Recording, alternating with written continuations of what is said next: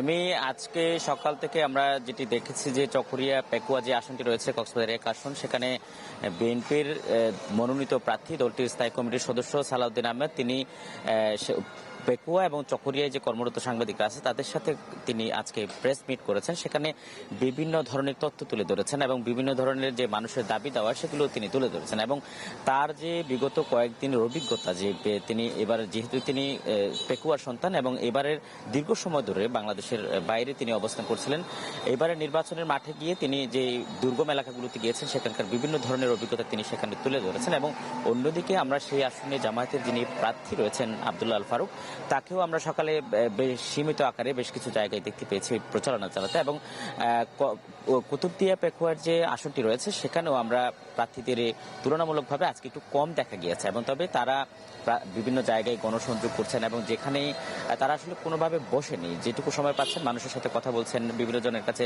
ছুটে যাচ্ছেন। তবে সবচেয়ে বেশি প্রচারণা দেখা গিয়েছে আজকে কক্সবাজার ৩ আসনে। সেখানকার দল বিএনপির মনোনীত প্রার্থী লুৎফর রহমান কাজল তিনি আজকে গর্জনিয়া সহ রামুর যে বেশ কিছু এলাকা ঘুরেছেন এবং সেখানকার মানুষজনের সাথে কথা বলেছেন এবং তিনি বিশেষ করে সীমান্ত এলাকা ঘেঁষা যেই দুর্গম এলাকাগুলো রয়েছে সেখানকার মানুষের সমস্যা চিহ্নিত করে তাদের সাথে কথা বলার চেষ্টা করছেন। এবং আজকে যেই উকিয়া টেকনাফ যে জায়গাটি রয়েছে সেখানে আজকে উকিয়াতে একটি বিএনপির সমাবেশ রয়েছে, সেটি মাগরিবের নামাজের ইতিমধ্যে শুরু হয়ে গেছে এবং মাগরিবের নামাজের পরে সেখানে অতিথিরা বক্তব্য রাখবেন। এই ছিল আমার কাছে এখান থেকে সর্বশেষ। আজিম, আপনাকে ধন্যবাদ।